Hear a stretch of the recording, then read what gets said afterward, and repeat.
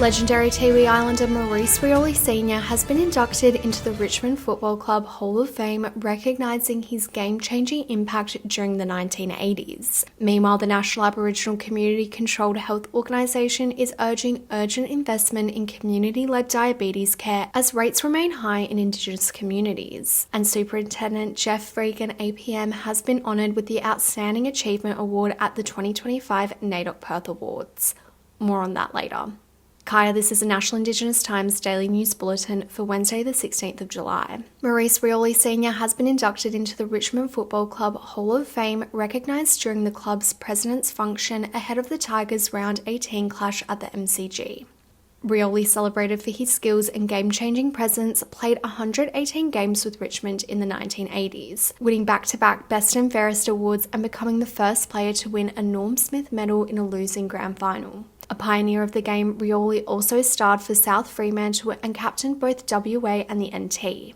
During Diabetes Awareness Week, the National Aboriginal Community Controlled Health Organisation has called for urgent and sustained investment in community-led solutions to combat high diabetes rates in Indigenous communities. Representing 146 ACOs, the organisation points to a decline in diabetes-related deaths as evidence that culturally safe and community-driven care is working. Despite progress, diabetes remains a leading cause of death for First Nations people, with youth-onset type 2 diabetes rising sharply. The National Aboriginal Community Controlled Health Organisation is urging greater access to advanced therapies and technologies, especially for young people, and says long-term community-backed support is essential to closing the gap in health outcomes. Noongar Nation man and Senior WA Police Officer Superintendent Jeff Regan APM has been awarded the Outstanding Achievement Award at the 2025 NAIDOC Perth Awards. As one of Australia's most experienced Indigenous police officers, he made history as the first Aboriginal person to serve as aide-de-camp to the WA Governor. A former SA NFL footballer turned police officer, Superintendent Regan has dedicated his career to improving relationships between police and Aboriginal communities. He has helped establish the Aboriginal Affairs Division and the Darnju Aboriginal Conference and key advisory bodies within the WA Police. His efforts have been recognised with multiple honours, including the Australian Police Medal. Ngali Shaw will make his musical theatre debut as Benny in the Melbourne production of In the Heights, opening August 1 at the Comedy Theatre.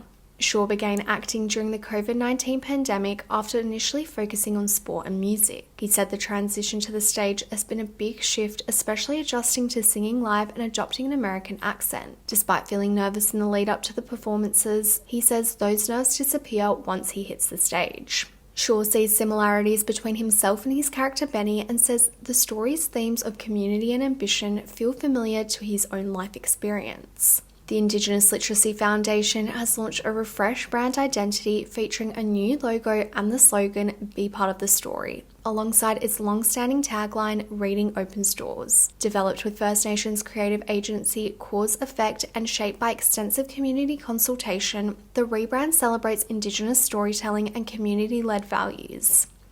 Central to the update are artworks by 3 First Nations artists connected to the Indigenous Literacy Foundation programs, whose designs feature across merchandise and materials.